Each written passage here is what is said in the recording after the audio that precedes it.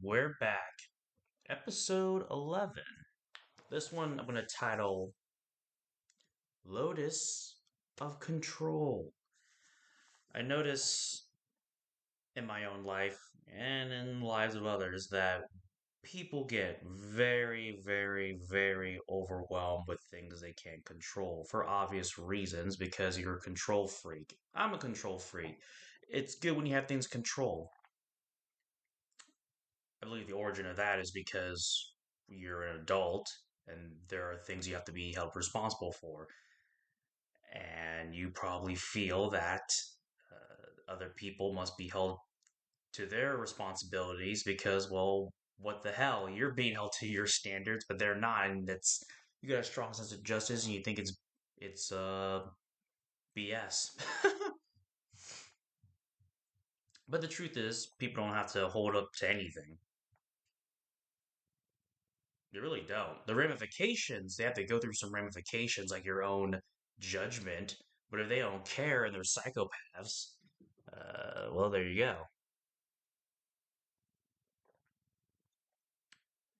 So, what can you do? What's something that's within your control? Well, you could focus on yourself. Maybe this is a talk for guys because I'm a guy, I can only speak for guys. I don't know what girls generally do. I like to assume success principles are universal, but I can't negate that those are factors on how we react to things. But yes, you need to focus on the things that you can control. Have you read a book? Have you listened to any positive stuff? Or are you just listening to music? Or are you enforcing things are you learning things that only enforce the negative things that are on your mind, right? What you feed will grow, as the expression goes. Are you associating yourself with people that bring the best out of you or inspire the worst? I'm pausing because I want you to really think about that. Really think about what you're feeding your mind. It is crazy what we feed our brain and how it just basically tears us down. In fact, I dare you to do this. When someone asks you how you're doing and you respond, and then ask them, got any good news? You'd be shocked. Most people don't have anything good on their minds. Now, granted, we're wired to be negative because it's more important for our brain to articulate the berries that kill us than the ones that are plump and juicy, right? It's just a psychological survival mechanism that's wired into our uh, just our psyche for survival. That's why you might hear the expression when it bleeds, it reads. That's why we use headlines and clickbait titles like "so and so murdered so and so," and they'll just do that so you get your attention. That's our brains are wired to notice terrible things like that. But what if we can do the opposite? How we react to those things, i.e., Lotus of Control. What can you control? The one thing I did notice is I remember when I was in high school years ago, eons. Um, we had the North Korea crisis, quote unquote. And I want to talk about how North Korea is going to use a nuclear weapon on America and that whole shebang. And it was funny to me, everyone was losing sleep over this. I'm thinking to myself, your emotional reaction to the news changes nothing. It's not like your reaction to something is going to change how the president acts. It's not going to change what Kim Jong Un does. You're just reacting to something that you can't control. And what has it brought you? Nothing. It has done you nothing. It is, as I would say, unproductive thinking. Very unproductive. Because nothing that you think will change the end result because there's nothing you can do. Now, am I saying we should be apathetic and we not care and be callous to things? Absolutely not. However, if you plan out a strategy and come up with something, you've concocted to one conclusion. Nothing, unless you have an idea called driving up to Washington and knocking on the president's door and becoming his advisor. I don't know what you're talking about. Again, beyond your Lotus of Control.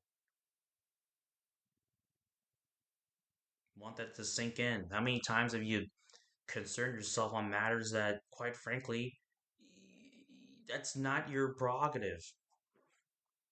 But where does this come from? Where is this incessant need to be so reactive to things come from? Well, I think it's reality of it is it's technology. We've been spoon fed so much information, and we've been spoon fed that the proper thing to do with information is to react, that we don't even do any real action.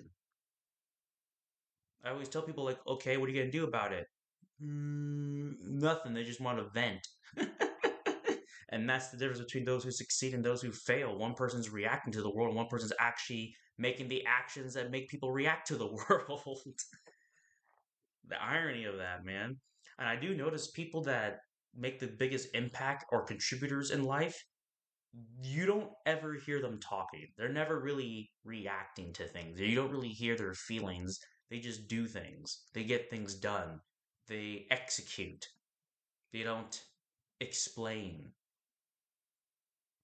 And oftentimes you have to get them into a room and sit them down for an interview for them to explain because they're so busy doing stuff that they don't have time to explain or complain, I should say.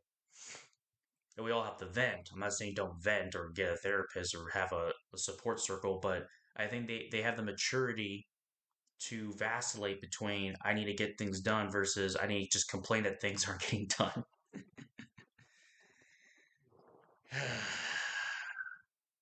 So, example, and I'll just use me and we'll end it with that. What are the things that I can do within my Lotus Control with the state of the world it's at? Okay, I can do some recordings. Here's this. There's my way of staping against all this foolishness. What's else? Reading books, doing audios, taking action with what I learn. How do I apply the things I learn into my life? Bible, devotion, there's all kinds of things. There are so many things that you can do that are more beneficial to your being than not doing that. Also, by the way, I mean, you can make the counter argument, well, you could do that and still not make an impact. You're right, but the other extreme is just as stupid, if not worse. I'm just going to wallow in my own self pity and self degradation and self destruction and sadness. Like, you okay? That's like the twilight. That's like the opposite extreme. At least the other extreme is more positive and has potential. Alrighty. Well, let me ask you a few questions now. How many books have you read in a month? What's your YouTube history looking like?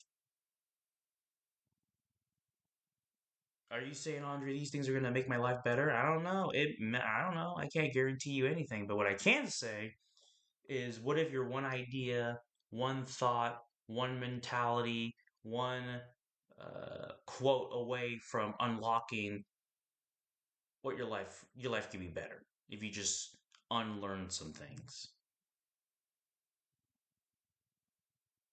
Lotus of control. These are the things that we can control. If you don't like your job, you don't like your circumstance, you don't like this, that, or the other, then change it. You can change it. No one's putting a gun to your head.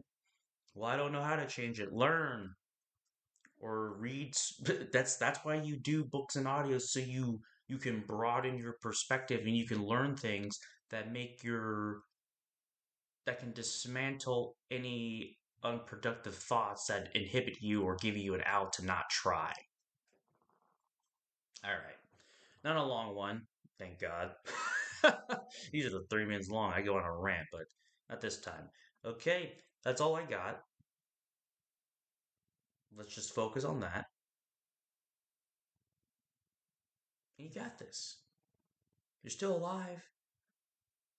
You're bettering yourself. That's pretty good. I'm assuming you're not doing drugs and you don't have an alcohol addiction and you don't have anything self-destructive financial issue habit. You don't have $20,000 of credit card debt. You're just a person. If you're just, let me be honest with you. If you're just a person, you have all your cards paid off. You're in the green in your finances. You have, I don't know, like $20,000 in your bank account or 10 grand, something around that jurisdiction. you're doing pretty good. Now, I will say you have to make sure that your whatever goals and whatever dream you have or ambitions, make sure that your actions on a daily basis line up with what you want. You cannot say, "Oh, I want to." The most simplest one is this, but it's like, "I want a six pack," but you're eating garbage. Now let's take that one step further. I want this type of America. I want this type of world. But you're not doing anything. You're just complaining about it. Okay, that's not good either. Unproductive. Yeah, I want to be 6'12". That's 7 feet, Andre. Shut up. But can I control that? Can I buy height? I'm gonna put an extra bone of spinal cord in me. I don't know. Maybe in the future you can do that. You do know. You know what's funny? Let's get onto that topic. Actually, you know what's funny? People, it's really easy to change the outside ish. You can get the fat sucked out of you, lipo. You can put your fat from your tummy to your butt, and maybe people will like you better. You can get blue eyes. Bless God, you can get blue eyes. You can just LASIK. A lot of external stuff. You can get. I guess I feel like I'm talking about women now, honestly, but that's whatever. You can do a lot of external things. External things, though pricey, you can change it. But how much more does it cost to change internally? I guess it's more like Jesus Christ's ministry, right? He's changing the inside, the spirit. But you don't see no business doing that. I promise I could change that whatever inside that's eating you up inside. No, that's different. That's a whole different ballpark. Every business model I've seen is always suggesting how to change things on the outside to satisfy the physical needs. The internal needs are much more interesting and requires much more commitment from the person themselves. It's a lot easier to sell hot dogs than it is to sell people to not be a hot dog. You'll get it in the morning.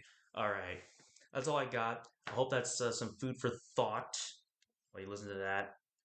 And obviously, your Lotus of Control is going to be based on, well, your life, what you can control right now.